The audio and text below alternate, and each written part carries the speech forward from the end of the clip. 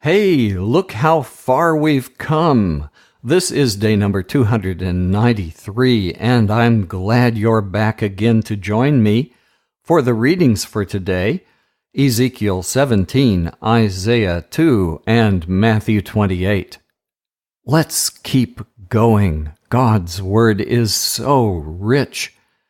And since you've come this far, thank you for putting up with me this long.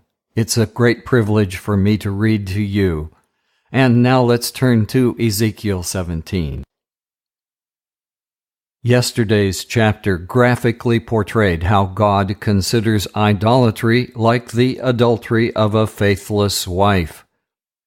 Jerusalem, as Judah's capital, was compared in a most unflattering way to her two sister cities, Samaria and Sodom. Ezekiel 17. The Lord spoke to me, "Mortal man, tell the Israelites a parable to let them know what I, the sovereign Lord, am saying to them.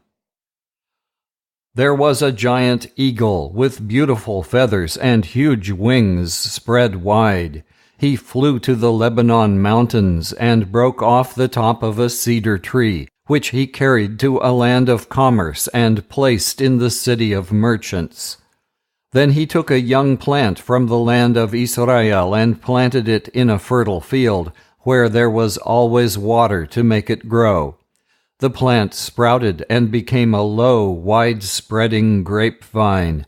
The branches grew upward toward the eagle, and the roots grew deep. The vine was covered with branches and leaves.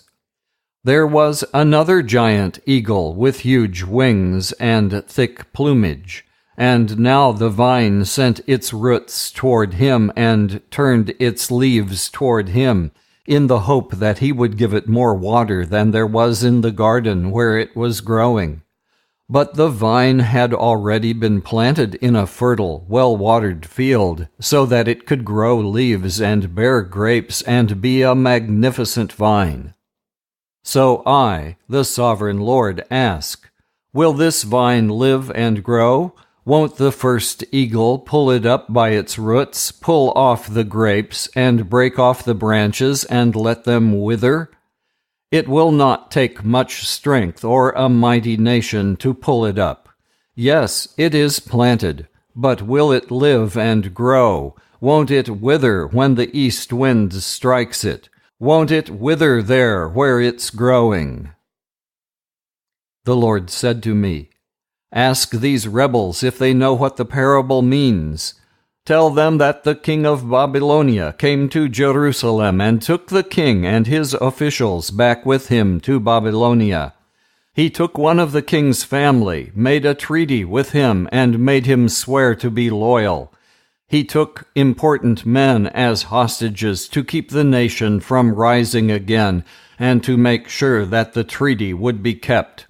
But the king of Judah rebelled and sent agents to Egypt to get horses and a large army.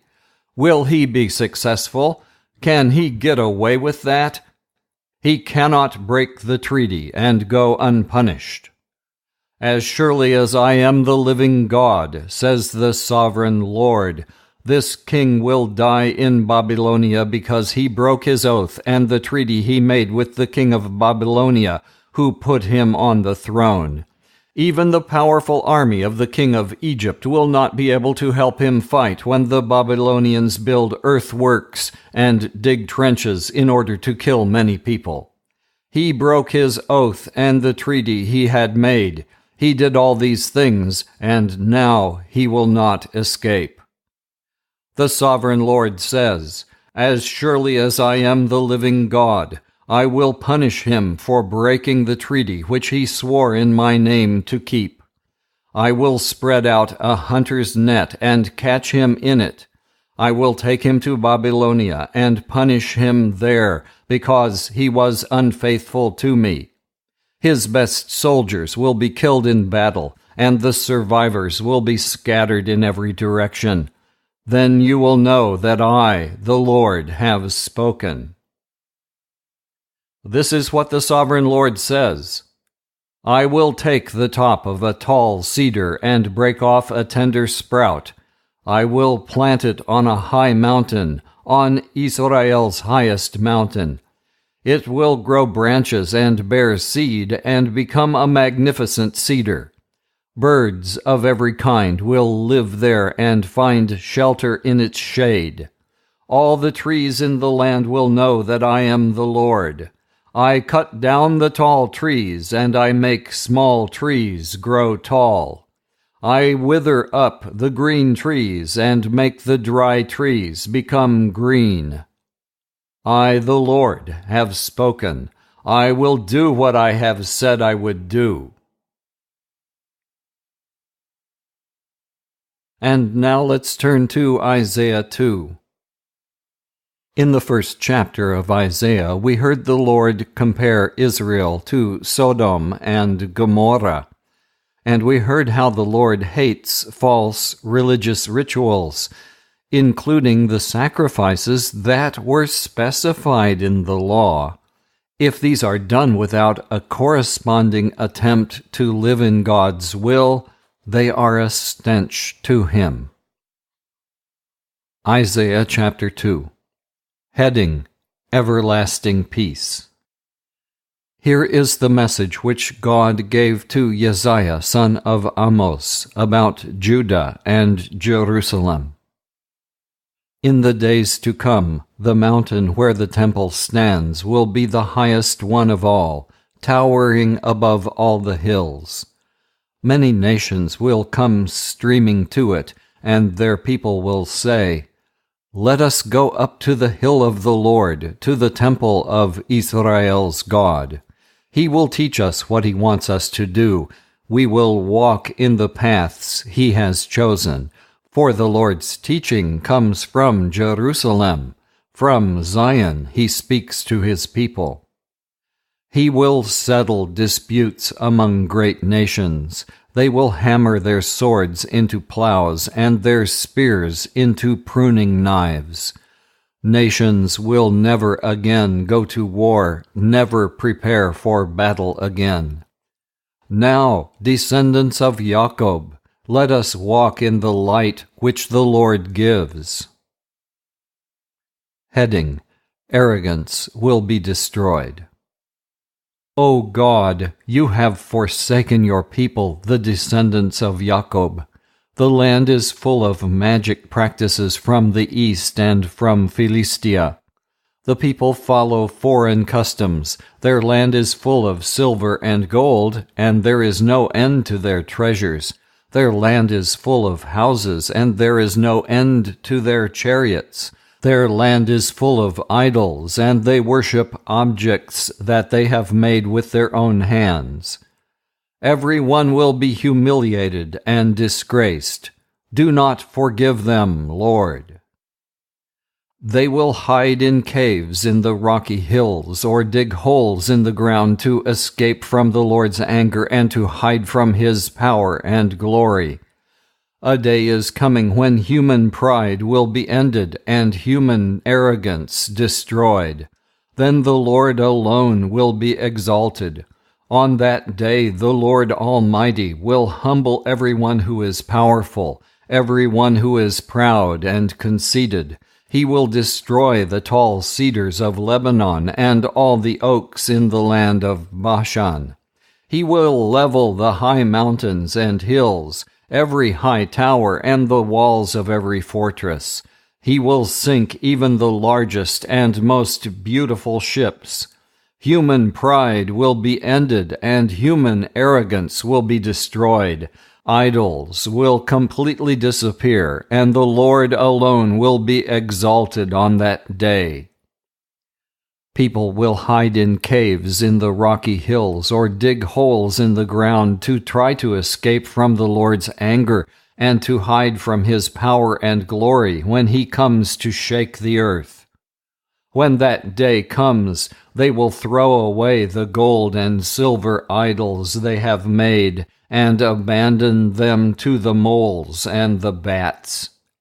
When the Lord comes to shake the earth, people will hide in holes and caves in the rocky hills to try to escape from his anger and to hide from his power and glory.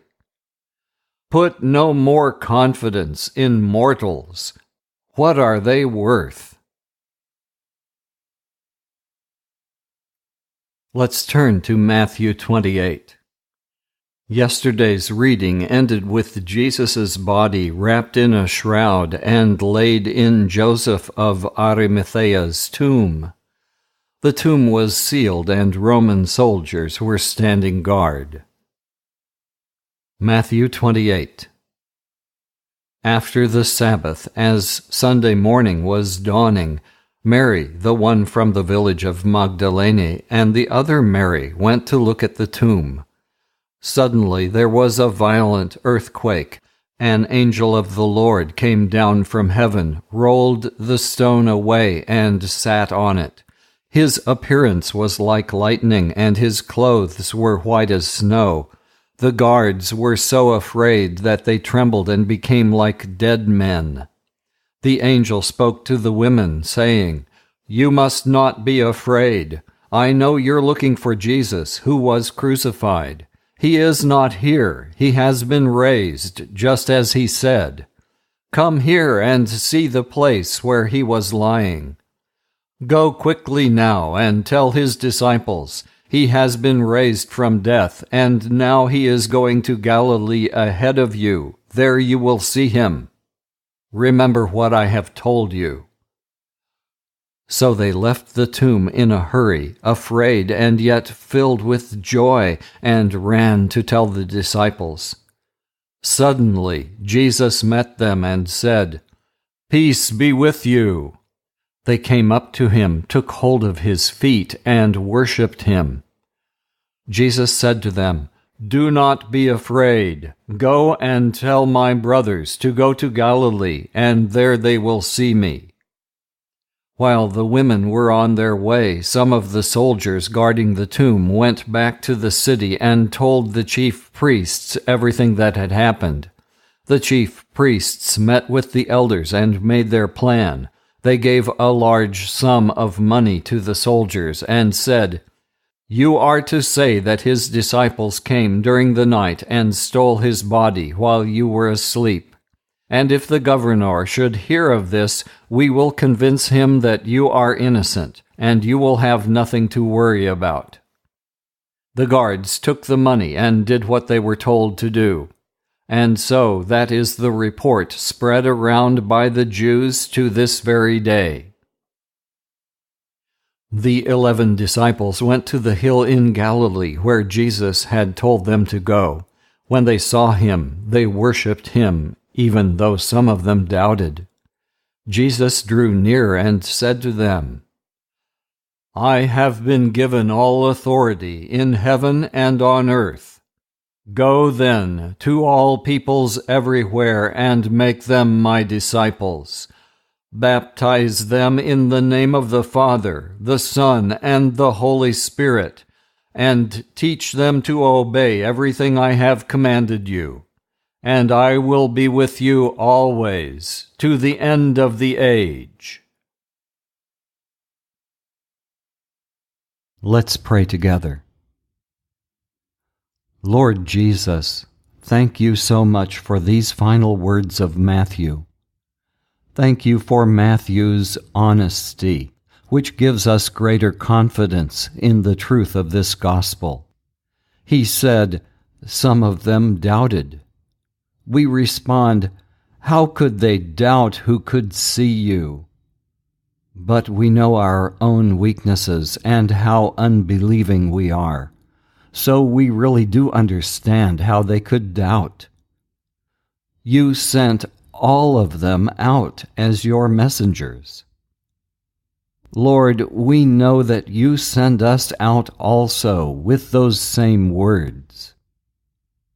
As we go and make disciples, help us to teach them everything you have commanded us. Sending a film about you is not enough. It's not enough because it's incomplete, and it's not enough if no one goes to be your personal representative. Lord, I pray that my listener and I would take to heart the final words of Matthew. You are with us always.